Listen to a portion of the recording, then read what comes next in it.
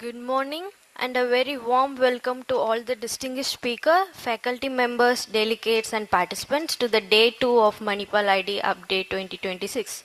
I hope you all had a fantastic evening yesterday. This morning session focuses on general infectious diseases. To lead this session, I now warmly welcome our session moderator, Dr. Kavita Sarau, Professor and Unit Head, Department of Infectious Disease, KMC Manipal, to share the opening remarks.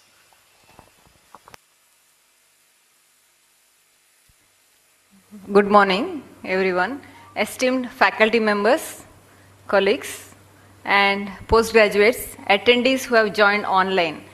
So, we welcome to the second day of Manipal Infectious Disease Update 2026.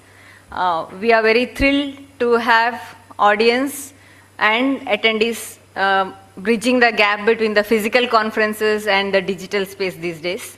And we have esteemed speakers who have traveled from all over India and also from local and our own faculty. And the topics range from neurosurgical infections, prosthetic joint infections, updates on infective endocarditis, and we have an exciting panel discussion which will tease out the complexities of intra-abdominal infections and a pro-con debate on a very common problem, prevention of recurrent urinary tract infection. So the first speaker is Dr. Neha Mishra, who will be speaking on neurosurgical infections. And she is the senior consultant of infectious disease at Manipal Hospital, Bangalore. And she is also the chairperson of SIT's Bangalore chapter. And she runs the infectious disease training program at Manipal Hospital, Bangalore. Please join me in welcoming Dr. Neha Mishra. Neha, the floor is yours.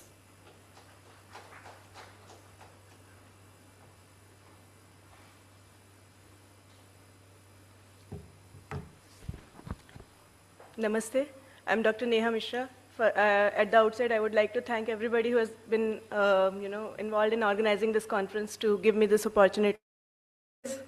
Very happy feeling to come here and present. I've been doing this for past this is my third time that I'm here. So thank you so much for giving me this opportunity. With that, I'll not waste any time and I'll start right with my topic. Today I'll be talking about neurosurgical infection, which I'll be, briefly going to understand the topic under these headings. So I'm sure all of you are well aware about what is blood-brain barrier, and I need not explain. Just to refresh our memories, it is a combination of different types of cells which makes this particular outer lining of brain semi-permeable and helps influx or efflux of chemicals, drugs, etc. in a very schematic way. So this helps us in moderating or making sure that nothing that is not required for the brain gets into the brain, or anything that is required for the brain gets in adequate quantity and doesn't overshoots. So it has endothelial cells which has no fenestration and have polarized membrane which helps in, it is a core physical blood-brain barrier, and it helps in selective transportation. Then you have endothelial cells with tight junctions and adherent junctions, then astrocytes, pericytes, and basement membrane. All of these combinedly help in making the influx and efflux of the blood-brain barrier possible. And these transports through the membrane can happen through several mechanisms. For example, there can be transport-mediated transcytosis, receptor-mediated transcytosis, cell-mediated transcytosis, efflux pumps which are present. So there are at least 7 to 8 mechanisms by which this particular transportation is facilitated. And if this is inflamed or breached or something happens in terms of infection, trauma, then how the infective parameters change and what will guide us in therapeutic management, that is what we'll be talking about in next couple of minutes. So this is a case, a 45-year-old male, 10 days post-craniotomy for a ruptured aneurysm, remains in ICU for external ventricular drain, had new onset fever, which is ranging from 101, and suddenly his mental status worsened. EVD output also became turbid. CSF analysis had 12,000 cells with 15 glucose and protein of 250. The culture grew Acinetobacter baumannii, which is carbapenem resistant, and it was only susceptible to colistin. He was put on polymyxin and tigecycline. It is a no-brainer that we are probably dealing with healthcare-associated ventriculitis and meningitis. Now, healthcare-associated meningitis and ventriculitis, when it presents, we'll know how the clinical features come across.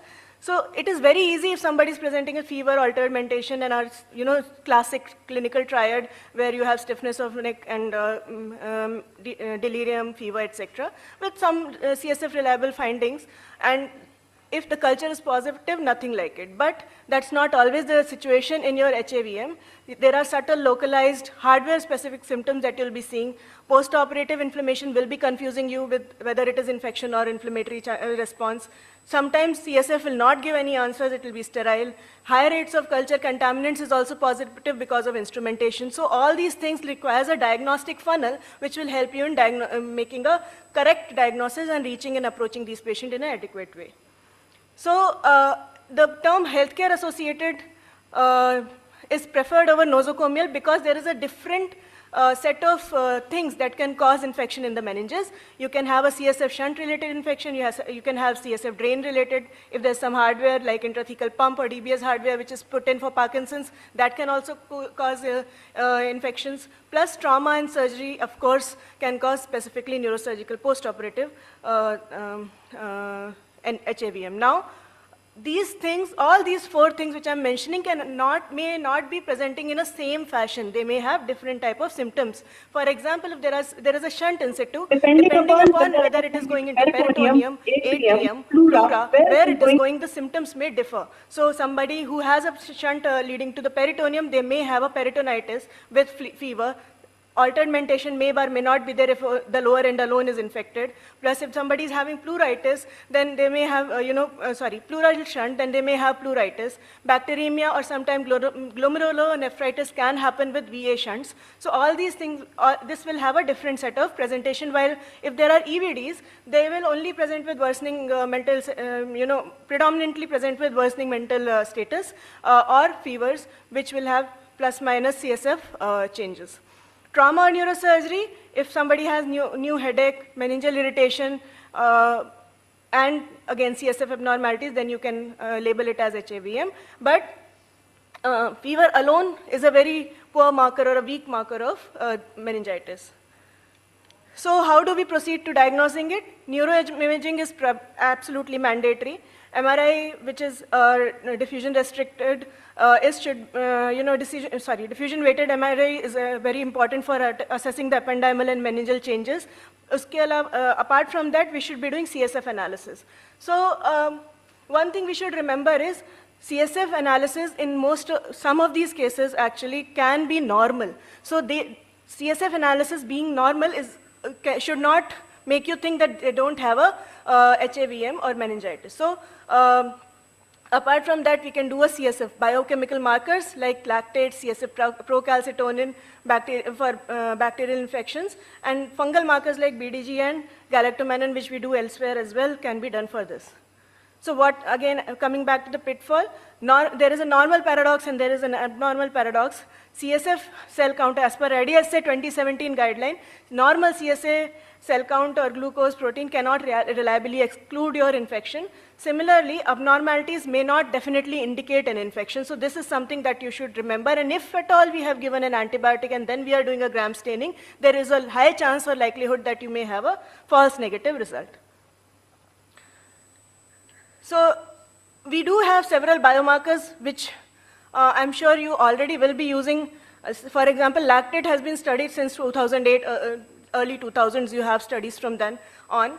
So CSF lactate, CSF procalcitonin, serum procalcitonin. We have NAT and PCR available for CSF analysis. BDG and galactomannan is another thing that can be utilized.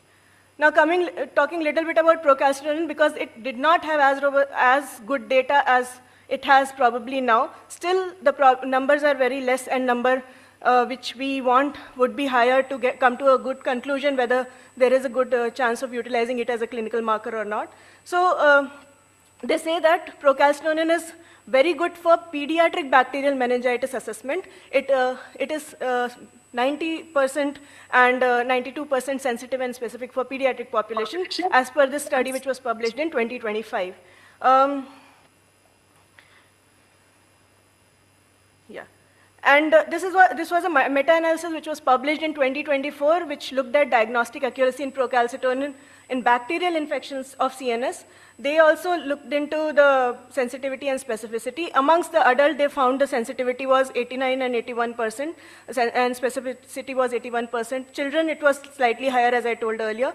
Neurosurgical patients, there was above 80% sensitivity and specificity. So, what are the advantages of the CSF procalcitonin? It can be good marker for ventriculitis, less affected by systemic inflammation, which is very common in ICU. Helpful for after antibiotic also when your culture may not grow much. So plus may differentiate between sterile and bacterial inflammation if there is any post-op case with you. Now problem with this particular thing is we don't have too much of Indian data, as with most of the things. Lesser studies with smaller numbers. And another biggest problem is that the cutoffs that are being used for this particular analysis, whether the best range that I have found across the studies was post 0.19 or 0.2. If you're using that cutoff, you're picking up more numbers. If the cutoff is increased by 0.33, say, of procalcitonin, then at that 0.033 ng per ml dose cutoff, the number of the specificity further comes down, but sensitivity increases. So it is a good marker, but you need more data. Again, when you are really pressed against the wall and you are not understanding what to do with the patient, you really want to stop antibiotics, something is going on and on and on for a longer period of time, then you can actually utilize in your diagnostic algorithm. Coming to lactate, the lactates data is older than procal data. So the rationale is that inflammation plus hypoxia leads to anaerobic glycosis, which will lead to increased CSF lactate. If the value is more than 3.5 to 4 millimoles per liter, then there should be high suspicion of bacterial meningitis. Now, there was a doubt, this was the recent study which was published in 23. There was a doubt that if we are instrumenting, there will be RBCs already. And if there is RBC, there will be false elevation of your lactates, whether it will confound your result of you having a meningitis due to bacteria, yes or no. So this study looked into that. They looked into around 120 members and they found out that yes, definitely there was increased lactate in a patient post-surgery when compared to no surgery, but it was still not very significant statistically to say that lactate is a poor marker for bacterial meningitis. So still if your cutoff is above 4 and you are finding lactate above 4 or actually more than that, then it definitely indicates that there is a possibility of bacterial meningitis. So the only problem with this is that we should be interpreting all these. We have studies about CRP in CSF, we have studies about LDH in CSF, we have studies about galactomannan and beta-D-glucan in CSF. All these things are studies, again, very small numbers, some of them are case reports. So these are selectively done. We don't have too much data, and these should be always used as an adjunct, not the primary testing, whenever you are utilizing them.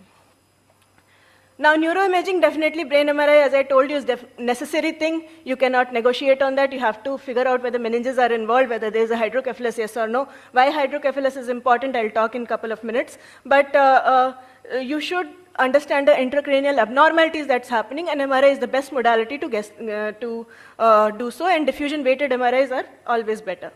Now, we should always remember where the other end of the shunt is going. And depending upon that particular aspect, we have to screen them either in their abdomen or in the pleura or the, you can do an echo if there is a ventricular atrial shunt. I don't know how many of you see more number of VA shunts. We see now lesser and lesser and lesser. They're predominantly placed in the tummy. That's what the commonest site is. But yeah, that's how we would want to screen these patients for infection, even if there is a VA or a VP shunts. So remember that we should always prioritize the cultures, send the cultures as soon as possible. Sequence of intervention should be, we should take the cultures first, then administer the antibiotic. Because if you are having these things in hand, and if you give antibiotics, one dose also will make your results negative, and and you'll find it difficult later on. They say that if you are removing the shunt or EVD, actually you can culture that as per the IDSA 2017 guideline.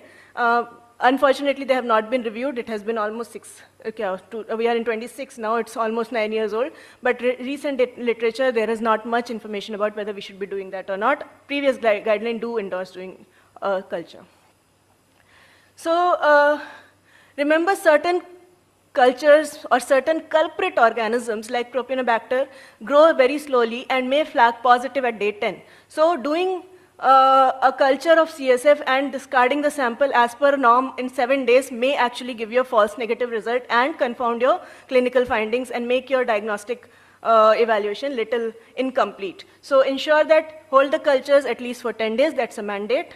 And especially, as I said, Propionibacterium is notorious in growing later. But remember that if out of 3 cultures, only 1 Propionibacter and all the patient's CSF analysis, clinical condition, if that is fine, then it is not necessary for you to hang on to that one particular thing and say that, okay, Propionibacter has grown 10 days later and I will treat the patient. So always look at the clinical picture of the patient and the labs simultaneously. Do not interpret them as separate entities. So staph, anaerobic GNBs, fungal pathogens, any positive culture with paired CSF pleocytosis, this is the best case scenario. If you are getting all these things, then you have a diagnosis and you should be very happy.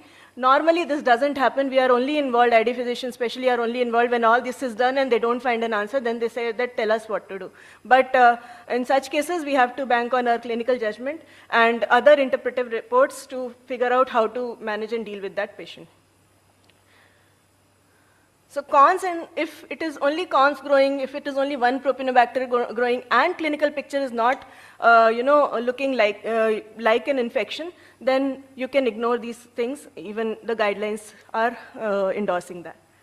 Systemic surveillance, what is the role of blood culture? If your patient has systemic findings or has BA shunt, then bacteremia chances and other infection, disseminated disease chances are very high. So in those cases, you should send. But most of the time, if these patients come up, they are spiking very high grade fever. Even if you send in such cases, blood culture, there is no harm. But as per the guidelines, BA shunts should be prioritized. Others, you should take the decision on case-by-case basis. So clinically assess the patient, look at the CSF fluid and biomarkers, look at the imaging, and then make a protocol on how do we manage them. So coming to the very important part, that is how do we treat these infections. So first and foremost is mandatory source control. If there is an infected shunt, hardware in situ, remove completely. And in cases where you think the pressure is also high, it is prudent to place a EVD. It will also help you in intrathecal antibiotics. So removal of hardware is an absolute requirement. Only we should attempt where there is a fracture. You can think of holding the shunt where there's a fracture which is non-repairable and you're not able to do anything at that time, then you can think of keeping it for sure, for a little longer, sorry. Vancomycin and anti-pseudomonal drug, depending upon your local antibiogram, should be used. Again, whatever data we have in the literature is predominantly about what happens to the Western population. All these things vary largely in India, depending upon which geography you are living in. So keep your antibiogram in mind, but try covering staph, MRSA, try covering Pseudomonas. So one of these drugs should be given. That should be your standard empirical protocol. Once you get the drug, of course, bug, then of course you can change it accordingly. Pseudomonas and Acinetobacter, notoriously in Indian setup, are crabs and DTRs. So if that is the case, then you should escalate your antibiotics accordingly if you have a high prevalence of crab in your settings. So sometimes systemic therapy does not reach the brain. As I told, it is a semi-permeable membrane. What we are trying to treat here may not, when we give IV antibiotics, they may not be going inside the blood-brain barrier, and that can require increase in dosages, increase in infusion timings. All these things may increase chances of the drug that you are providing systemically to reach the brain. We can overcome that problem by giving this antibiotics directly into the brain. When and how we should consider that we will see in a couple of slides. Remember, the leaky region is only 1:5,000 times in the entire capillary surface area, so the amount of antibiotic that will be reaching despite you hiking up the course will be very small. So we should never be compromising on the dosages, never be compromising on the length of infusions. We have enough and numerous data saying that if you are giving carbapenem at a prolonged infusion, that may have better penetration because you will be maintaining a good drug level. So when we give directly into the ventricle, we can achieve 10 to 20 times more drug above the MIC inside the brain, which is actually helpful in clearing the infection very effectively. Coming to duration, I'll be talking a little bit more about intrathecal administration in next couple of slides, but usually 10 to 14 days for any gram-negative bacteria, and above, if it is a gram-negative bacilli, most of the expert opinion says that we should be treating at least for 3 weeks. So usually, we have to see that patients are getting clinically better. If not, then we have to reassess and reevaluate the patient and do not stop antibiotic prior to clinical stability. And if we do so, then we may not be actually achieving complete clinical cure. Therefore, it is very, very important, instead of sticking to these hard time points, assessing whether the patient is clinically well, yes or no. If the patient is clinically well, then you are good with these timelines. Otherwise, you can modify your timelines depending upon clinical assessment. So coming to another case, a 45-year-old male who is 10 days post-craniotomy. This is our previous case only. We gave him polymyxin and tigecycline, and despite 48 hours of IV polymyxin, he has persistent fever. And now, on his 3rd day of antibiotic, he's actually deteriorating vitally as well. So what is the next best step? Okay. So we will try to bypass the blood-brain barrier, and I'll give you like top 4 concepts about how do we deal with blood-brain barriers. So bypassing the barrier, it should be done when your systemic therapy you think either is not adequately reaching or is failing or the patient is clinically deteriorating. We should look at injection which is preservative free and clamping the drain for 15 to 60 minutes, and goal should be we should reach 10 to 20% above the MIC in the ventricles. So it should only be done, it does not mean that you're giving it directly to brain, then you stop everything that you're giving intravenously. It should be an adjunct to that, it never replaces the systemic therapy. And predominantly in Indian setting, when we end up doing this, we do it either for MDR-GNBs, like your crabs, Klebsiellas, or sometimes VREs, or you are doing it for fungal infections.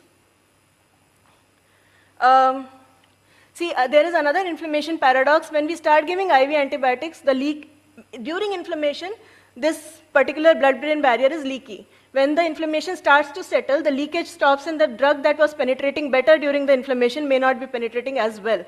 So sometimes you'll see the patient improving and then suddenly worsening. That may be because the adequacy of the drug in the brain is not that much. So in such cases, intrathecal helps if you are not finding good response. So again, 4 key concepts that I was saying. One is that intraventricular is always better than intrathecal. Why? Because it will follow the natural downstream bulk flow and will distribute appropriately and throughout the entire CSF compartment, rather than when you give intrathecally where it has to go upwards, fight the gravity and reach the brain, which may not be easy or feasible, and again have inappropriate or inconsistent distribution of the drug, may not lead to best of the clinical outcome. Your result may be suboptimal. So ventricular advantage is always there. Then remember that our drug concentration within the brain may vary if the patient has hydrocephalus or if there is a slit ventricle.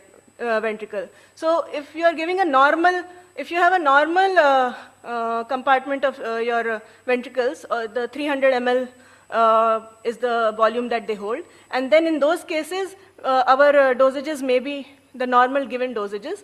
Hydrocephalus, if it is more, then you understand that the drug is getting diluted, and for you to reach 10 to 20 MIC, then you may have to tweak the drug a bit.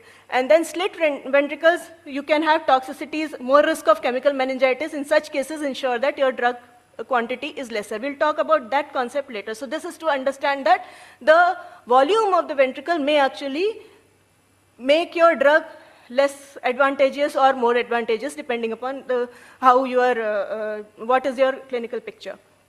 So your ventricular size, as I was talking earlier, may actually help you determining the dosages. What dosages, how does it matter? Say vancomycin of 5 mg is actually enough for giving if you have a slit ventricle to prevent chemical meningitis, while if you are having a normal size ventricle, we always give 10 mg. But if you have hydrocephalus ventricle which are dilated or which are megalous, then in such cases you can actually give up to 15 to 20 mg of your vancomycin. So this is vancomycin data, but you can extrapolate, so similar way you can extrapolate or come down or go up on the dosage depending upon what drug you are using, either be it amikacin, colistin, etc.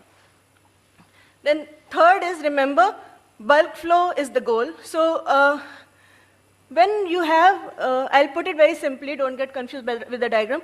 If you have a bigger molecule, it will stay and stick to the ventricles longer and will have better penetration of the brain, and you will get better results. While those smaller lipophilic smaller molecules will not stick inside the ventricle, they will keep going outside, and when that happens, you'll not have the adequate drug inside the blood-brain barrier, and you may not get what you want. You may not get the best of outcomes. Therefore, large lipophilic drugs are the best drugs to be utilized as intraventricular therapy. For example, your vancomycin is big, your colistin is big. Again, these bigger drugs are actually something that hold on to the brain adequately. So also, when I'm saying that, remember that you give big drug and you forget about the blockage that is happening in your EVD, then you will end up with chemical meningitis. So keep a close check on whether there is any blockage to the CSF flow. If that's happening, please ensure that you address that as well. So this is just, a summary of what I just told. Now coming to second case. A clinician is preparing to administer first dose of intraventricular vanco for MRSA ventriculitis. What is the next best step immediately following the injection to EVD?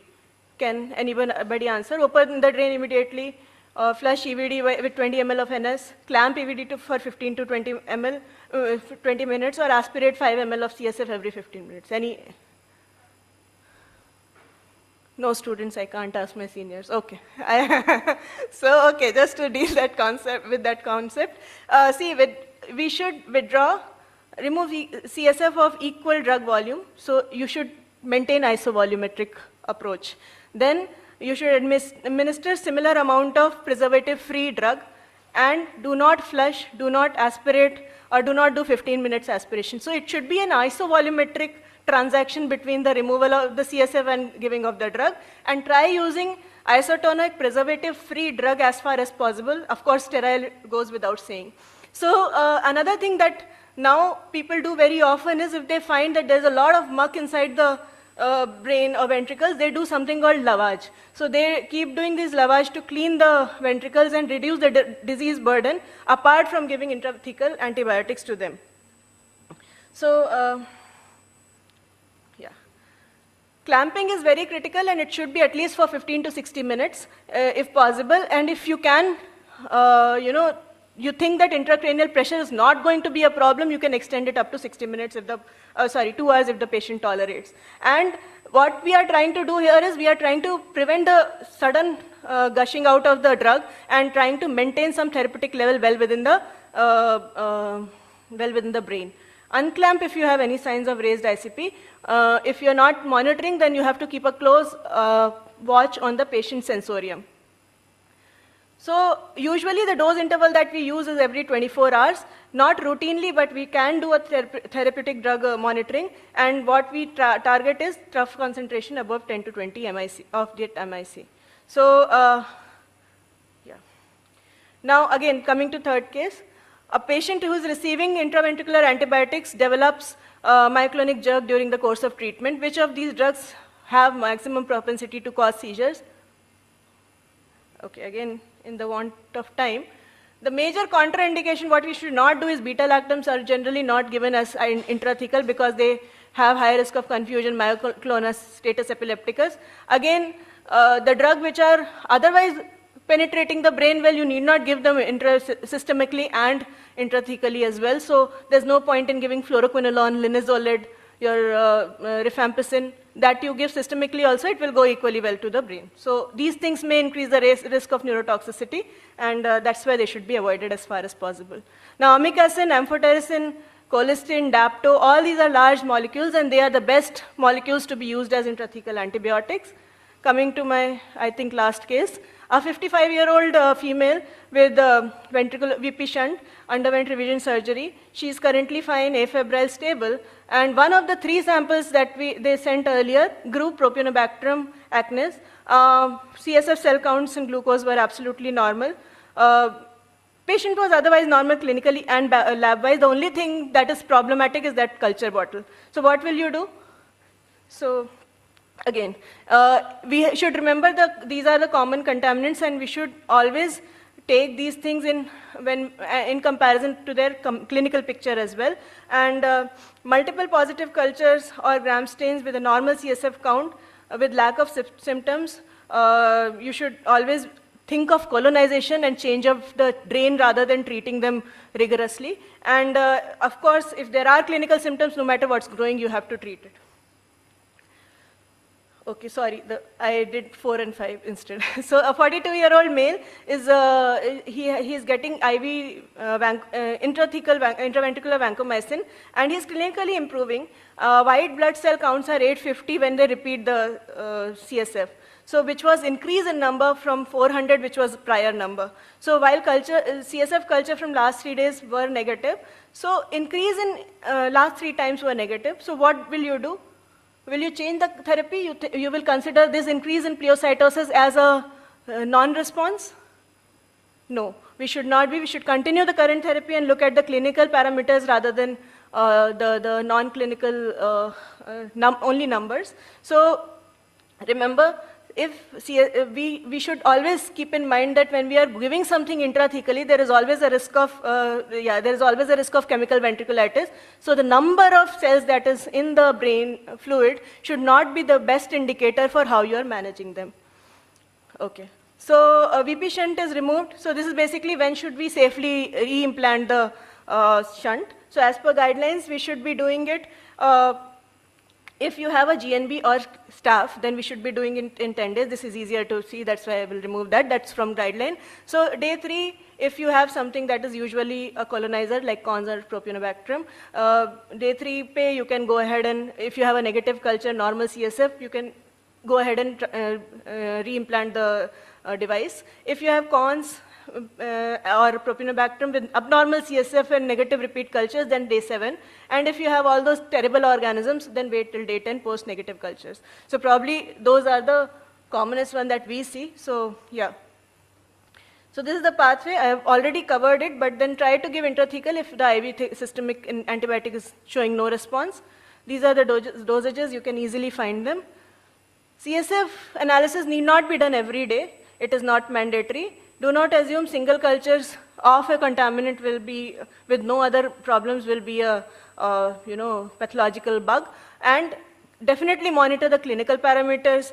Look at the external drainage device. Keep checking the cultures in that if possible. And if no clinical improvement, you have to do additional CSF analysis to look at the counts and glucose. So for that, with that, I'll finish my talk. Fever, altered sensorium, and neurosurgical device. You should think of hospital-acquired ventricular meningitis until proven otherwise, or you have a definite glaring source of infection at your face.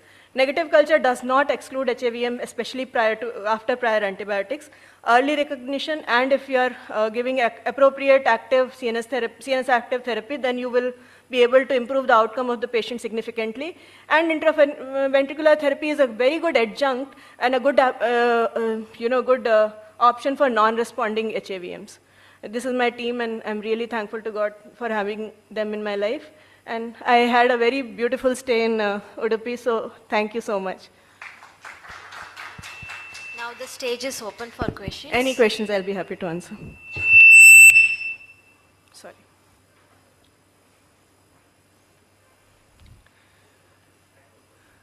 Please. you mentioned about CSF procalcitonin. So does your lab agree to give the report, ma'am, or they give you a oral report? So, okay. So, since it is not a, say, I told you that there are no definitive cutoffs. So, I just hear the number they say. They don't give you an official report, but I do run this. So, yeah. You can get lactate report more easily.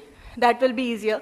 Procal report, if they give also, they will write it is not an approved test underneath. But most of the time, I do away with the number if the patient is sick. Whatever they tell me, it is up to us what to, yeah. So, yes, it's not possible, you're right.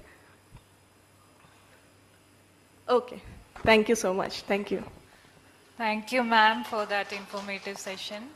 Moving on to the next session, it's my privilege to introduce our next speaker, Dr. Vikas Suri, a professor in the Division of Infectious Diseases, Department of Internal Medicine at PGI Chandigarh.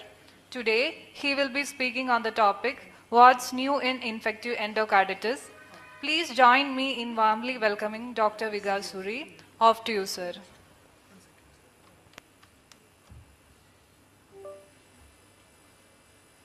Good morning, everybody. At the outset, I would like to thank Dr. Kavita and Dr. Murli for inviting me here. Secondly, I want to wish Kavita ma'am and Dr. Neha a very happy birthday. So, it's a beautiful place. My first visit to Manipal. Last time I could not come because my mother was not well. This year I lost my mother about 2 months back. So, when ma'am asked me to talk about infective endocarditis, I thought I have a presentation which I made about 3 years back. It will be very easy for me to just cakewalk for me. But when yesterday I opened my presentation, so I found out I have the slides from 2015 guidelines of the European Society of Cardiology. And then I had to sit the whole night probably updating. It's very difficult to update a presentation rather than make a new one. So some slides would be up and down, so please apologize for that. So my presentation would be in about 10 or 14 parts. Each part is a lecture by itself. So again, apologies if I go very fast. Well, the incidence is between 3 to 10. It's nearly the same. The epidemiology has changed. Now there are new terms, that is healthcare associated infective endocarditis. People who inject drugs have been named as PWID. The organisms are now getting resistant, so we have to have newer regimens. Gone are the days when we used to, there are now data to show for shorter term and oral, switch over to oral antibiotics, which I will be talking in my slides. The mortality, thanks to better diagnostics and some aggressive surgeons, and has slightly decreased, but nearly 30%. It is acute, subacute, and chronic is now outdated. It is generally now the valve involved with the native or the prosthetic valve. The source of infection, that is community or healthcare acquired, and then you have the modified Duke criteria and other criteria which tell us a definite probable rejected one. And then we have infective endocarditis in special populations and with cardiac devices also. So coming to history, well, in 1646, Lazare was the first one to define aortic valve infective endocarditis. Jean Nicholas coined the word vegetation. William Osler noted sclerotic or malfunctioning valves, and Liebman and Benjamin Sachs described the non-infective form of that is an SLE. So exactly what is infective endocarditis? It's infection of the native or prosthetic heart valve, now the endocardial surface, or an indwelling cardiac device which have been increasingly used nowadays in clinical practice. We have a community acquired, which occurs within 48 hours, and then we have the healthcare associated, which can be nosocomial, which occurs after 48 hours hospital stay. A new coin that entity has become, that is non-nosocomial healthcare associated pneumonia, that is occurring within 48 hours. That is nearly that of community type, but within the last 30 days, the patient would have received some form of intravenous therapy in a nursing home, may have attended a hemodialysis center or intravenous chemotherapy, or may have been hospitalized for at least about 2 days in the last 90 days, or is a part of in a nursing home or a long care facility as a palliation care. So this is a new term which has come up in the latest guidelines. At-risk concept, the first data came from the European Society of Cardiology 2015 guidelines.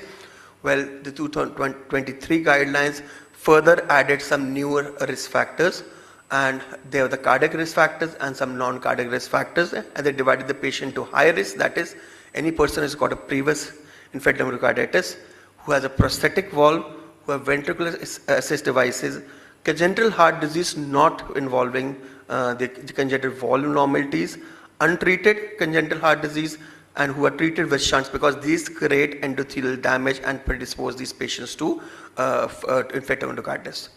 They had an intermediate group, that is patients with rheumatic heart disease, non-rheumatic degenerative valve disease, congenital cardiac disease which don't fall into the high risk category, and then we have the cardiovascular implanted electronic devices infections, the CID infections, and then HOCM. There also coined some back prognostic markers, that is old age, diabetes, patients who are in hemodialysis, presence of heart failure, cerebral complication, I'll be talking about later in my slides. Then presence of the microbiological features, that is fungus, the fungal endocarditis because of Staph aureus, especially in the patients who inject IV drugs, the HASEC organisms, and then we have the culture negative, which I'll be talking about in my later slides. Some echo findings: a bigger vegetation, left side endocarditis, reduced LV ejection fraction at heart failure, people who have pulmonary arterial hypertension and who have prosthetic valve. So they are the back prognostic markers for infective endocarditis. A word about pathophysiology: we brush our teeth every day, but we don't get infective endocarditis because the endothelium is intact. Whenever there's an endothelial injury, which occurs by valve sclerosis, rheumatic valvulitis, or by a direct bactericidal activity, it damages the endothelial. And there's a release of inflammatory cytokines which happens in every disease. There's a formation of platelet thrombus. The bacteria tend to adhere on the walls and leads to formation of vegetation. Ultimately, there's the biofilm also aggravates the situation. There's a schematic representation. There's bacteremia, the valvular edema, damage to the endothelium. There's colonization of biofilm formation, and then there is a vegetation maturation, and there's a valvular damage, and other complications occur. Come to the microbiology. Firstly, you have to have a proper blood culture.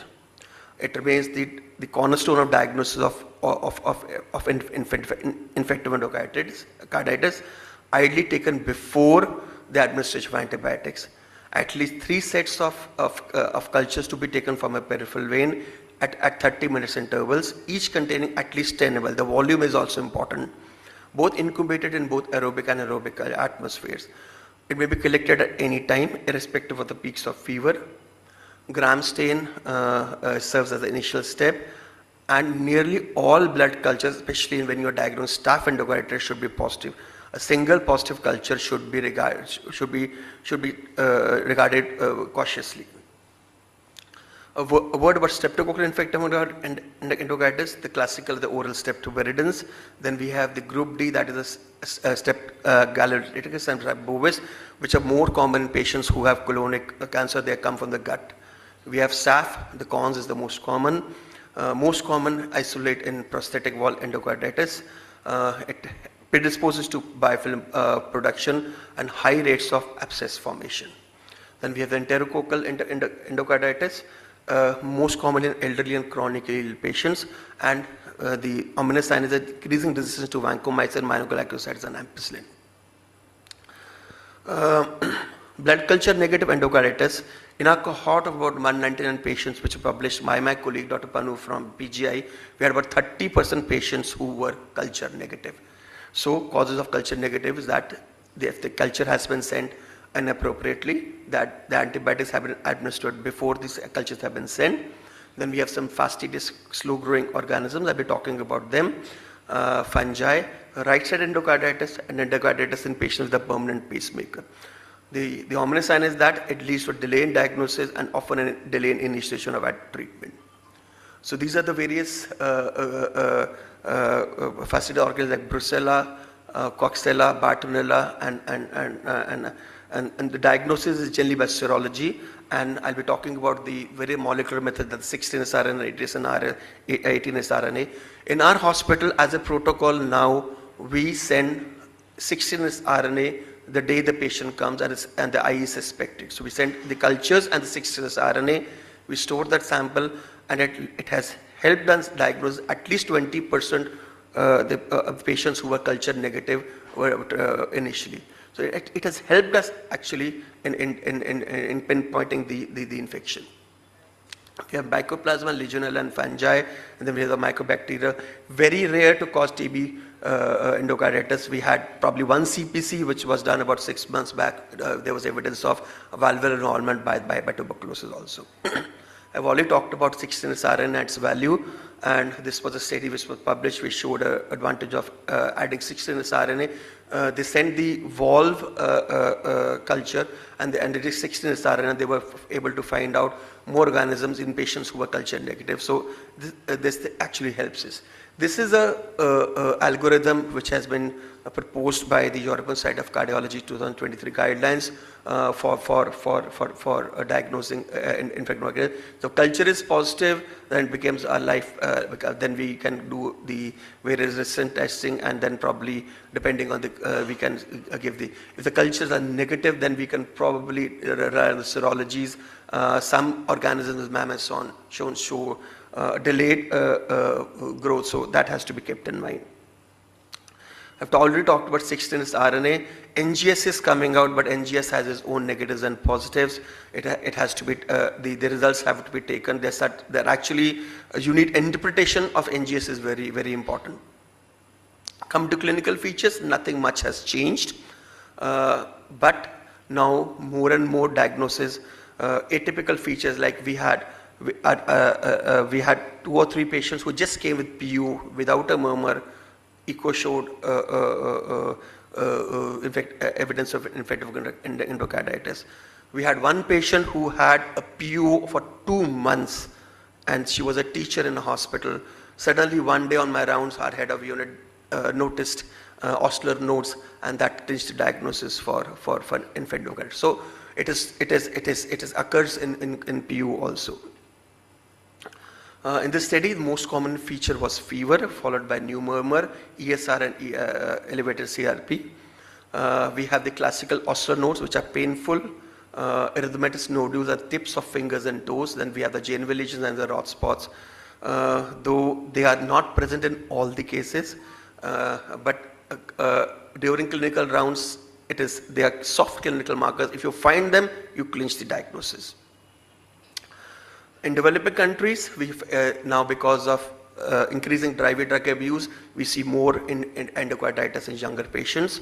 RHDs, which were very common in the past, now we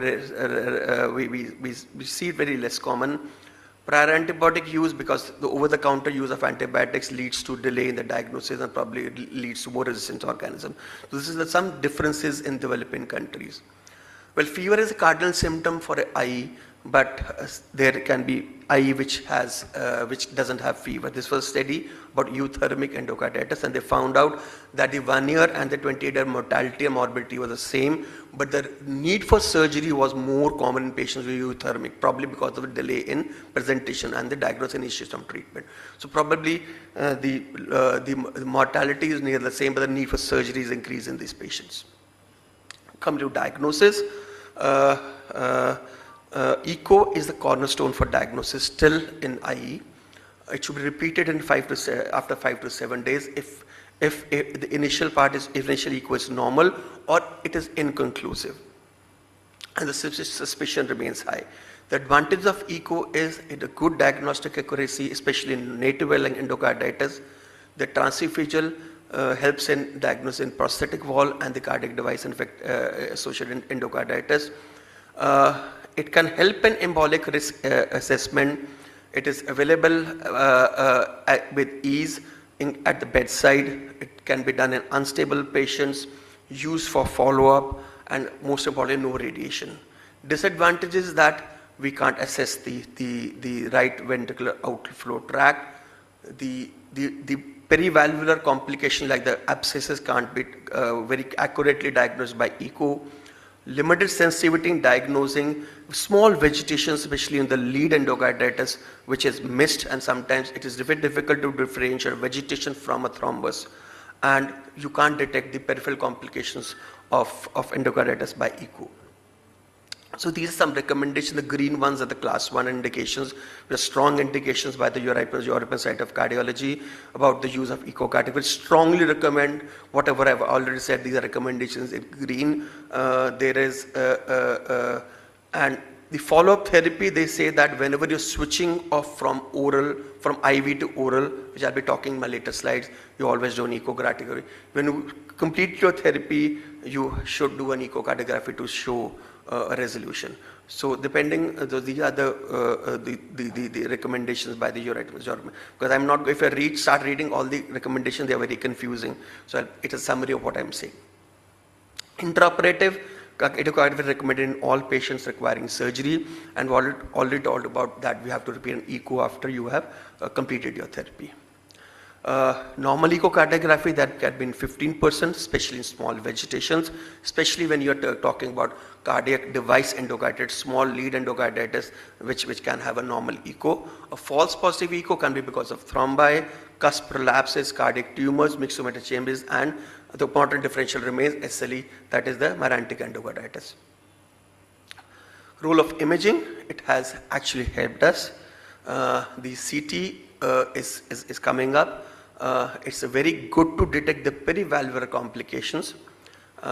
It helps in diagnosing the cardiac device, though PET is much more sensitive in diagnosing the lead infections, but also a CT, once if it's not available, we can go ahead with the CT. The coronary angiography helps us in preoperative assessment where the risk of MI is more, especially in aortic valve endocarditis in elderly, though there are some controversies about that, whether you should do a perioperative coronary angiography or not. Weaknesses, it has limited efficacy for vegetation, small vegetations. Valves can't be assessed by that. It cannot detect the pocket of the generator infection. Limited ability to in the cardiac device endocarditis, radiation exposure and potential risk of nephrotoxicity because the contrast is there. CT angiography and MRI help in detect, especially MRI help in detect the embolic manifestation complications of the peripheral embolic complications, especially the neurological complications of IE. PET has helped us we now, especially there's a thesis going on, MD thesis going on of use of PET, and they found out very promising results with use of PET. We have even they're comparing the WBC labels PET versus the conventional PET and diagnosing, and they found some advantages of the WBC labeled PET and helping in diagnosis of refining the diagnosis. So there are recommendations now in the European Society of Cardiology. We strongly recommend the use of these imaging modalities, and they have probably included the modified diagnostic criteria also as one of the minor criteria. So these are the various recommendations. So coming to the criteria for diagnosis, it starts from 1981. There were four criteria to bring uniformity, but there were the gaps because they lacked a good sensitivity. Only typical organisms were covered. 1993 we had new criteria. First time they divided probable, possible, rejected, IE. But again, there was a large pool of possible IE, and they were probably getting missed. So then came the due criteria. They had major and minor criteria, and then they defined into definitive, again possible and rejected, and probably the sensitivity increase in diagnosis. Then we have the modified due criteria because we had to include the fastidious organism like and the serologies in diagnosis, And then again, I will not go into detail of them. They had the major criteria, which is positive blood culture. Then they have persistent blood culture and single blood cultures, which is positive. The evidence of eco-evidence of a vegetation or a newer valvular regurgitation, that is recurrence if you have a previous IE. There was some minor criteria in which fever, vascular phenomena, immunological phenomena, microbiological evidence, which were not classically the major ones, were the minor criteria. And modified Duke criteria had probably again had definitive, which is they had the pathological and the clinical criteria, and then they possible and rejected. European side of cardiology added the imaging part into the major criteria, and then they had definitive, which is 2 major criteria, same as modified Dukes, 1 major criteria, 3 minor criteria, same as Dukes, 5 minor criteria, same as Dukes, 1 major or 1 or 2 minor criteria possible. Dukes has only 1 minor criteria, it has 1 or 2. So there was minor differences, but they added the imaging part in the major criteria for diagnosis of, but we should all know that disease don't read books, and everything it is also. We have a lot of IE mimics, that is varantic endocarditis. The viral myocarditis sometimes may present with a murmur, embolic phenomenon, leukopenia, thrombocytopenia, raised ESR, no vegetations, and a blood culture which is negative. Then we have SLE, we've already talked about SLE, and we have an atrial myxoma. We have very difficult times in differentiating atrial myxoma from vegetations and from a thrombus. They are sometimes very difficult. So this is the European side of cardiology algorithm for diagnosing the IE. If you have a baseline assessment, initial classification, clinical blood culture positive, transthoracic and transvascular, so it becomes a class 1 indication. And then got a definite, possible, and rejected one. Then you have the various. It's a summary of whatever I've said. Probably. Come to the most difficult and the most confusing one, that is the treatment. Well, the 2023 guidelines use the 2022 UCAS clinical breakpoints. A word about monoglycosides. They help in shorten the duration of therapy, never given more than 2 weeks, and they have no role in managing of staph endocarditis. Rifampicin, it is generally given after 3 to 4 days effective antiviral therapy once the bacteremia has cleared. So they have to probably delay after 3, 4 to 5 days. Daptomycin, we use it very rarely because we don't, our state of population can't afford daptomycin, but we have used it in a very small number of patients with good results. But it can be used in fosfomycin, but we should remember that daptomycin is associated with eosinophilic syndromes and up to 15% of patients. And I'll be talking about where daptomycin can be used in our patients.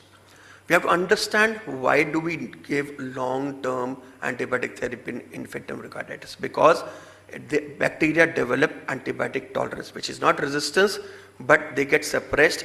But once you discontinue the treatment, they again come back. So that is why you need long-term treatments up to 4 weeks. It's generally recommended 4 weeks in native well and 6 weeks in prosthetic valve endocarditis. But recent data is coming for shorter term. That is, initially when I was a resident, it was 6 weeks or 4 weeks of IV antibiotics. No shifting, nothing doing. But now there's data coming of shorter duration, even outpatient use of antibiotics, and the landmark trial was the POET trial, was published in NAJM. They recruited patients with left side endocarditis. These were organisms which were studied. They divided patients into 2 arms who continued with the standard IV therapy and who were switched over to the oral therapy. And the primary outcome was all cause mortality as true for any study. And the median follow-up was 5.4 years. 66 patients in the step-down group, the primary outcome was achieved. 90, that's 45% continued with an IV group. Lower incidence of death was found in the group. It was nearly comparable in both the groups. No difference in groups of distribution of cause of death. So it was said that oral therapy may be considered in a subset of populations, and it is recommended when the patient is stable. Patient can be sent in a home environment which is stable, preferably with a caregiver who can identify warning signs. patient is self-reliant and home care health care can be provided. Contraindications are if the patient is still in heart failure, severe valvular regurgitation, prosthetic valve endocarditis, if you have any of the complications, and patient in IV drug abuses, it should not be tried. Well, again, European side of cardiology has divided the treatment phase into early critical phase and the continuation phase, and it says up to 10 days of we need IV antibiotics. Only after 10 days in the subset of population we can consider if the patient is stable and fits into criteria, we can consider shifting to an oral therapy or sending the patient home. But first 10 days they can remain IV therapy. The concept of endocarditis team, that is teamwork, came from the 2015 criteria. The 2023 criteria, they coined the new word as a heart valve center. They said a heart valve center, they increased the ambit of the endocarditis team, and they've included every possible person who could be associated with the management of infective endocarditis. But in 2015 they had a referral center, but in 2020 they increased the ambit of the endocarditis team, and strongly advocated the endocarditis team in every the heart care center, and all the hospitals actually can consult these heart care centers and refer if surgery is needed, and probably keep the patients and the heart care center probably advises them and refers the patient back to them. So it is basically as a father figure, a mentor, that heart care center was there, and strongly advocate that. Coming to empirical therapy, well, for community acquired, we already know what is community acquired native valve endocarditis, and a prosthetic valve that is that's 12 months after surgery. Ampicillin in combination with ceftriaxone or cloxacillin and gentamicin should be considered. This empirical therapy, we are awaiting the cultures. We don't have the cultures, so this empirical therapy which may be considered, and these are the various doses for that. For prosthetic valve and for nosocomial and non-nosocomial healthcare associated endocarditis, vancomycin or daptomycin combined with gentamicin and rifampicin, because prosthetic valve we have to target staph. So you have to give vancomycin, rifampicin and gentamicin for 2 weeks, and rifampicin, and these are the various doses.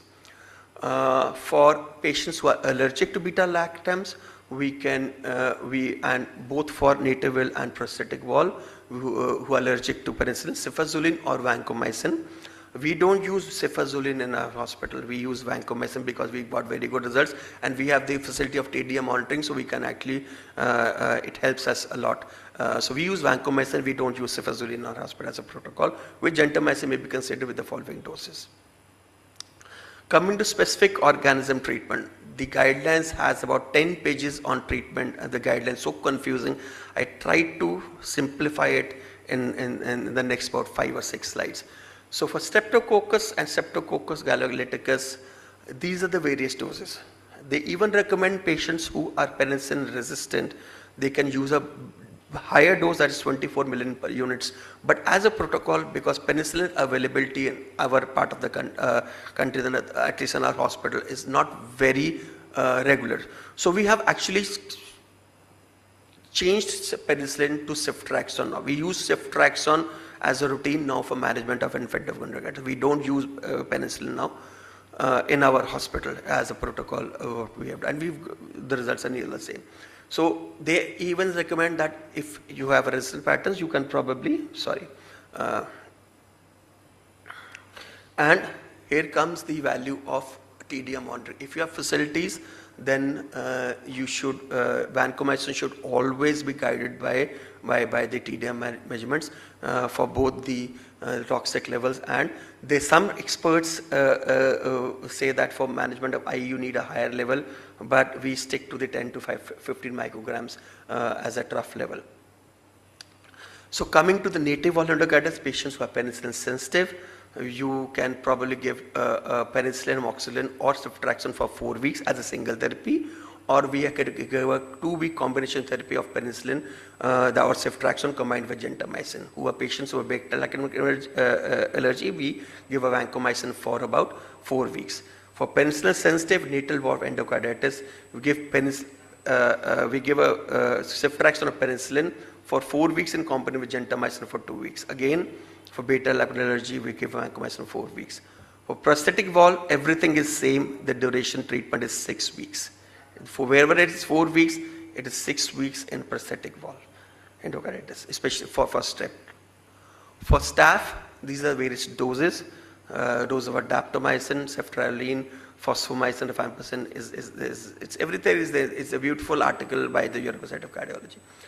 Gentamicin, again, you have to, because there is increased risk of nephrotoxicity, we don't do regularly TDM levels for gentamicin in a hospital because the results come a little late, but vancomycin we are definitely doing it at a regular level. So again, if you have an MSSA, you can use cloxacillin or cefazolin for 4 to 6 weeks if native endocarditis. For beta-lactam allergy, we use cefazolin for 4 to 6. For MRSA, vancomycin for 4 weeks, or we can use daptomycin combined with cloxacillin, ceftriaxone, or fosfomycin. For prosthetic valve endocarditis, we use the cloxacillin or cefazolin with rifampicin. Here, rifampicin is added for at least 6 weeks. This is a combination plus gentamicin. So give 3 drugs if you have a staph endocarditis because of you have and there is prosthetic valve involvement. For MRSA, we give vancomycin, rifampicin for 6 weeks and gentamicin for 2 weeks in nearly the same. For Enterococcus species, the treatment is both same for native valve because there are some strains which are gentamicin resistant also, and depending on that you can the therapy changes. In which you have a gentamicin septal strains, you can give ampicillin, amoxicillin and with ceftriaxone for 6 weeks with or without gentamicin for 2 weeks. But if the gentamicin resistant strains are there, then we should give ceftriaxone for 6 weeks. If we have a beta-lactam resistant Enterococcus species, especially Enterococcium, we use vancomycin 6 weeks combined with gentamicin for 2 weeks. And for vancomycin resistant Enterococcus, we give daptomycin with the beta-lactam or fosfomycin. So is the combination confusing, but try to simplify it. What is the treatment of blood culture negative endocarditis? We have Brucella, there are the various treatment regimens and the various target when to stop the treatment. This is the treatment for Whipple's disease. We can, for instance, we can add sulfadiazine to doxycycline, and remember trimethoprim is not active against Whipple. Coming to surgery in IE, no consensus was there for ages together. Even today, there is no definite consensus for surgery. But it is said, the study showed that the patients who underwent surgery early, the 6-month mortality was definitely less, but the relapses and the need for reoperation was higher in the patients who had surgery earlier than patients who had surgery later. So depending on the various RCTs, the European Society of Cardiology, that recommendation said that if the patient has pulmonary edema, if the patient has heart failure, that becomes an indication for urgent surgery. So if you have heart failure and you have pulmonary edema and your aortic or your mitral valve are involved, you should definitely go for surgery. If you have any of the local complications like abscesses, aneurysms, fistula, enlarging vegetation, prostate distance, yes, it's an indication of emergency surgery. If you have fungal endocarditis or multi-resistant organisms, depending on the hemodynamic, again, they have given a class 1C indication, that is a strong indication for surgery. Sorry. So this is uncontrolled infection. The level of evidence is relatively low if you have a positive blood culture and you have so these are the definite indications.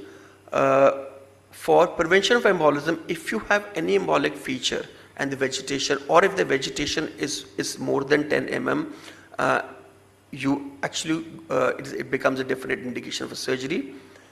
If the vegetation is more than 10 mm, you can consider again surgery if other indications are there. But the old dictum that more than 10 mm in the absence of embolic features without severe LV dysfunction, the indication they have probably downgraded the evidence of urgent surgery to class 2B. That is the difference from 2015 guidelines. So failure to respond may be because of relapse or reinfection. This is the algorithm for management of that. And these are various factors associated with relapse or of infective endocarditis. Come to complications, we have neurology, we have a varied complications, embolic, local complication, embolic complications, and depending on the various these risk factors, the complications occur. Come to neurological complications, they have a poor outcome. The independent risk factors, there's a vegetation size which is more than 3 centimeters, a staph aureus, endocarditis, mitral valve involvement, and use of anticoagulation therapy where the hemorrhagic inversion is high. I'll just brush through the slides. So, no role of anticoagulation, platelets don't have a role. They increase and the same. But again, imaging is whenever we suspect neurological complication, MRI and CT are recommended. Neurosurgery is recommended. If the brain edema is not there, we have to rule out a hemorrhagic stroke before we go in for a neurosurgical intervention if it is because of complication because of endocarditis. So a ruptured aneurysm, it is not recommended for an urgent surgery as per the latest guidelines. Acute MI, I'll rush through. These are the various. So they say that patients, there is no who are not at high risk, perioperative CT angio is not routinely recommended. The level of evidence is quite low for that. For patients who have rhythm abnormalities, the level of indication is 2A, that is relatively lower one, but robust to advise epicardial pacemaker implantation. Fungal endocarditis is rare, difficult to diagnose. Risk factors are previous surgery, IV drug abuse, immunosuppression devices, and antibiotics, and we have to use a combination of antifungals and surgery is a class 1. I'm not just give it. Right side endocarditis, I just want to see the cardiac device related endocarditis. There's a Paret score in that, more than 7 is so I'll rush through the prophylaxis. The only change is that only dental procedures and the patients at high risk are now recommended for prophylaxis. Initially they were saying that like endoscopies and bronchoscopies prophylaxis was needed, but now only dental procedures, especially in the high risk population, are where it is the endocarditis, the prophylaxis is needed. So this is a management algorithm by them. I'll rush through them. So conclusion, the epidemiology is changing. There's high mortality. There are data for outpatient early, send the patient home especially after 10 days. We have to watch for complications and some better hygiene at all times and anti-prophylaxis in some. Well, thank you for patience. I'm sorry for the.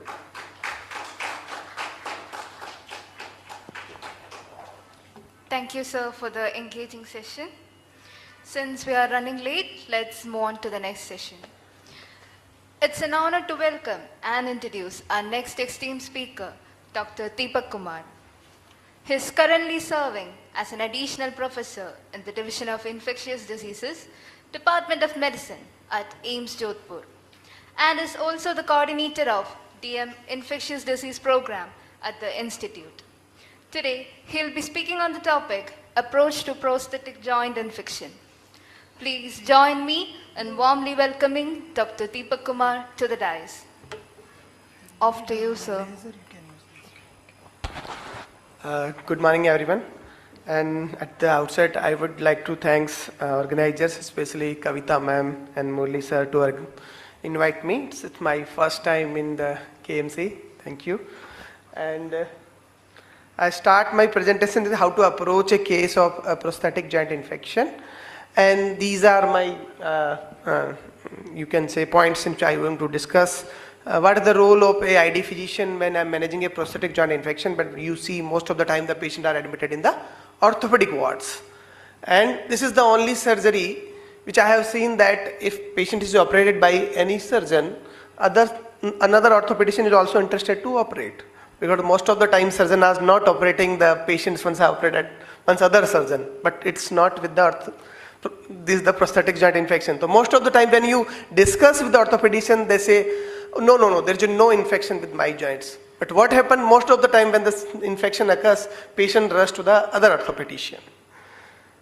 So I'll start with the case which presented to in our hospital, that a 30-year-old female presented with the discharge from the hip and the thigh region from 3 months, and she had a history of fall. After that, in 2024, the total hip replacement was done, and after 1 year she presented to the AIMS. And this is the picture of you can see the picture, that the 2 discharging sinus from the thigh. So what do you think? Is this a case of prosthetic joint infection? So the first, that it is very important to define that yes, it is a case of prosthetic joint infection. So if we see the definition, there are the one or more than one criteria must to be satisfied for prosthetic joint infection, and the most important is the presence of sinus tract or purulent around the pus. So our patients has 2 discharging sinus. If the sinus, there is no discharging sinus, then we have to puncture the joint. That is very, very important. We have to puncture the joint, and we have to look the cytology as well as the microbiology. So there should be a 2000 cells with 70% of polymer PMNs, or either there should be a positive synovial fluid culture. If you are sending intraoperative tissue, there should be a 2 positive culture, and the sonication fluid will see, you can see only 50 colony forming unit is significant in the sonication. So any one of the criteria is satisfying is considered as the prosthetic joint infection. So you can see there are the various discharging sinus which we have seen in our hospital. So is it our case is prosthetic joint infection? Yes, definitely, because there is a discharging sinus. Then the next question is this acute or chronic? So it is very, very important to first to define is it is PGI, and second is it acute and chronic, because the management part is totally different, that it is acute or chronic. So this is the definition of acute and chronic. What you can see, any patient presented in less than 4 weeks of presentation after the operation, it's acute, and after that 4 weeks it is chronic. That is perioperative. Second is hematogenous, means we'll see also discuss that case. Hematogenous or per continuum less than 3 weeks of symptoms is defined as acute. Means if any patient presented after 5 years, 7 years after the joint replacement, but the symptom is less than 3 weeks, it considered as the acute prosthetic joint infection. So symptoms in acute, definitely there's a pain, fever, swelling. In chronic, patient might have very, very subtle symptom like only pain during walking, or night pain or night awakening, which may be non-specific. So this is case, you can see a 72-year female presented after 24 months of joint replacement with an acute history of joint pain after a dental procedure. So it is a case of acute hematogenous PGI. So why we want to differentiate acute from the chronic? It is important that the whole picture is run around the biofilm. In the acute PGI, most of the time the biofilm is immature, so the retention of the prosthesis can be possible. But in the chronic, we have to change the prosthesis, okay? And most of the time the etiology in acute are virulent organism, and in the chronic they are non-virulent cones, propionobacterium. These are the less virulent organism would be the cause. So how to investigate the patient? So now our case is 30-year-old female after 1 year of presentation, that the 3-month history, the probably a case of, probably is a definitive case of chronic prosthetic joint infection. Just looking to the sinus and symptom, we have diagnosed the case. Then how to investigate the patient? So for the investigation, the patient might be divided in the 3 categories. Our patient is fit in the which category? In the middle one, sinus tract. If patient presented with without sinus tract and with history of fever or sign of sepsis, we have to investigate patients immediately in the form of we must do the joint puncture, and we must send the blood culture, and we have to rule out other source of infection, could be a pneumonia, endocarditis, UTI could be there. And the third one is patient has very little symptoms, only slight pain on walking or pain in the night. Sometimes there is swelling which may appear and disappear. In this case, you must do the joint puncture, and which we have seen the definition based on the cytology and microbiology we have to decide. And in all of 3 conditions the septic revision must be done, which we'll discuss. And it is important to differentiate non-infectious cause also. So the involvement of orthopedician is very, very important. So aseptic loosening, dislocation, muscular pathology, fractures, that must be ruled out before saying there is a case of prosthetic joint infection.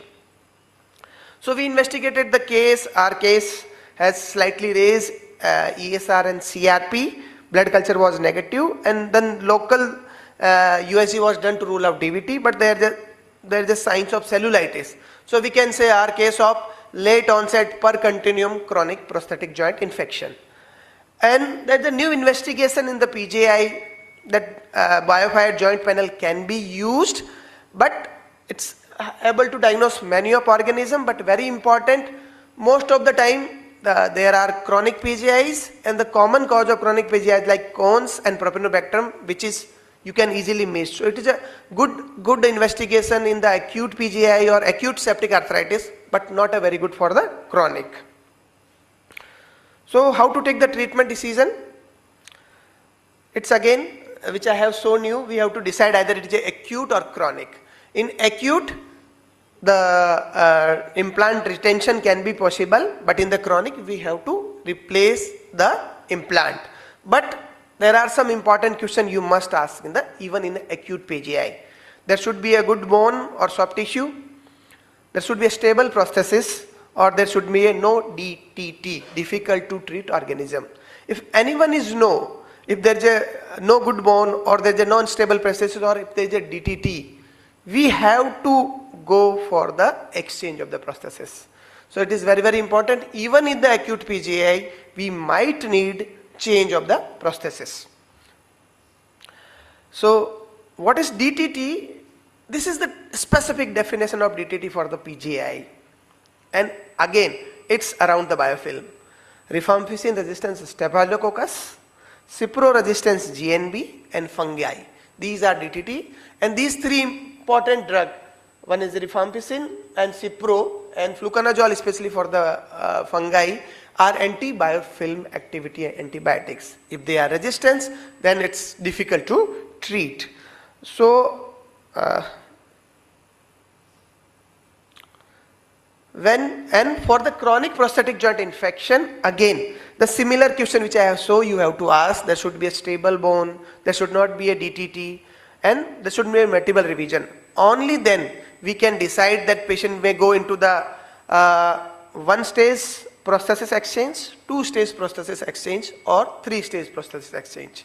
So 1 stage, again these 3 questions must be asked. If anyone is not fitting, we must go to the 2 stage. Again in 2 stages, one is short interval and second is long interval. Again the similar questions. Then we have to decide short interval and long interval. And if patient is not fitting in any of these, then 3-stage exchange must be done. So we will discuss these 1, 2 and 3-stage exchange in the surgical. So surgical decision, again it is very important. We have to sit with the orthopedician. In acute PGI, as we discussed, yes, retention of implant can be possible. So we must go for there if we can, if there is these 3 questions which we have said is satisfactory. In 1-stage exchange, in the same setting we have to take out the prosthesis and put the another prosthesis. In the 2-stage, first we have take out the prosthesis, put some spacer, and after short or long interval we are reimplanting the prosthesis. Or in the 3rd stage, we have to first take out, then spacer, and then wait, and then again we have put there the 3 steps for the surgery. So what is the important in these all 3 steps? You can see the duration of antibiotic is 12 weeks in any of the step. And second, there is no antibiotic holiday, which is one of the common practices at many of the center. But there should be no antibiotic holiday, and there should be no in-between sampling to rule out or rule in that there is a presence of infection or not. And second most important, the selection of antibiotic. After the reimplant or after the removing the prosthesis, 2-week IV antibiotic is very, very important. And then overlapping in between IV antibiotics and anti-biofilm activity oral antibiotic is very, very important. So we must not start the oral anti-biofilm antibiotic on the day of reimplant. We must wait for at least 1 week, and after that 1 week we must start rifampicin or ciprofloxacin as an anti-biofilm activity antibiotic. But the duration of antibiotic is 12 weeks. Then during septic revision, which we have discussed, they're very important to take a intra-op sample. In our patient, we took out the intra-op sample that are positive for the MRSA, which is susceptible for the Vanco, Genta, TZ, Doxy and cotrimoxazole. And second more important, which we have discussed in the definition, is sonication. So during explantation, the joint must be taken in the sterile container or some sterile pouch, and that must be put in the sonication. And after this sonication, the fluid must be sent for the culture, and only 50 colony forming unit is significant, and it's confirmed that it's a case of prosthetic joint infection and also help to treat the patient. And it's a very simple sonication device, is very it's not very costly device, 30,000-40,000 device which can be significantly improve the diagnosis. So in intra-op we need a good at least 2 intra-op sample, and we must send the prosthesis for the sonication. So our patients, we did not go for the sonication, but the intra-op sample suggestive of MRSA. Then the last part is antimicrobial therapy. For the empirical, definitely we must know what are the common causes. There are very few studies, but common causes are GNB and Staph aureus. And all the GNBs, you know, the ceftriaxone resistance is very high. So based on the patient condition, we can select piperacillin tizobactam or meropenem if patient is sick, and vancomycin definitely to cover the MRSA. But for the specific, I think all of you are ID expert and you know all the antibiotic which act on, but the combination of anti-biofilm activity we must know. Rifampicin must be combined with either levofloxacin, cotrimoxazole and doxycycline. And we must not combine this rifampicin with the linezolid, because you know the rifampicin is potential inducer and it reduces the level of linezolid. So we have to very careful when it combining with the rifampicin with the other drugs for the staph. For the strep, for enterococci, again vancomycin resistance enterococci is the big problem. So difficult to treat organism, specifically with the enterococcus and the staph aureus. We must be very much careful, especially when we are treating a patient with the implant retention. If patient is rifampicin resistant staphylococci, we must give 1 year suppression therapy. That is very, very important. But what is the percentage of rifampicin resistance in staphylococci? Anyone knows in India? Are we testing rifampicin regularly with the staph? Very less. Very few articles are available that says that less than 5%. But again, the actual we do not know. And I think orthopedician is combining the rifampicin is in every infection irrespective of the joint. They are giving rifampicin outrightly in all osteomyelitis also. For the candida, in last week we have seen a case of candida prosthetic joint infection. We must know, is it fluconazole resistance or not. If it is fluconazole resistance, then long-term voriconazole may up to 1 year may needed in this patient. Not only IV antibiotic, the local antibiotic is also very, very important, and we must discuss with the orthopedician. And when the orthopedician is making this cement, that the local antibiotic must have 10% of weightage. It is important. And we can give the name of the antibiotic based on the organism. For staph aureus, the 2 gram vancomycin or daptomycin can be added for the cement material. That is very, very important for the management of the patient. So what I can say, the prosthetic joint infection, just sir said that endocarditis is team required for management of endocarditis in the PGI also.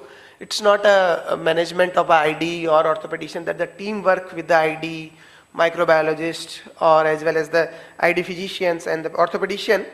We must first clearly define, is it acute or chronic, and we must sit and define which procedure we need, either day or 1 stage, 2 stage or 3 stage, and there should be appropriate empirical and definitive antibiotic must be given in all the cases of PJI. And in this form, I just want to announce that with the help of Dr. Aksata, we are also organizing a workshop on fracture and these prosthetic joint infection in the collaboration with the European Society of Clinical Microbiology and Infectious Disease, and I would request you to join us. This is in the October 2026. Thank you.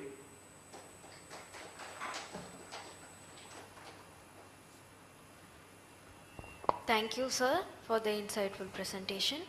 Now I request Dr. Kavita Sarau to kindly felicitate the speaker with memento as a token of appreciation. Are there any questions from the audience? Maybe we have some time. Is there any questions?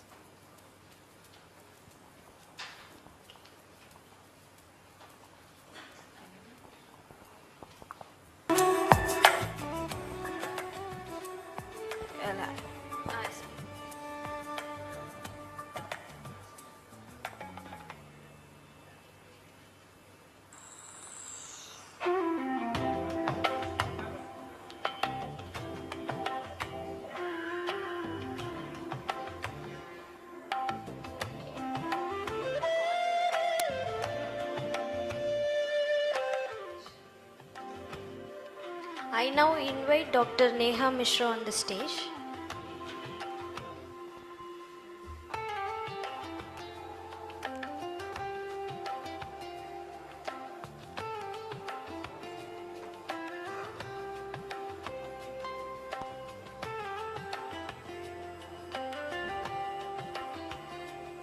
Sir, I now invite Dr. Vikas Suri on the stage.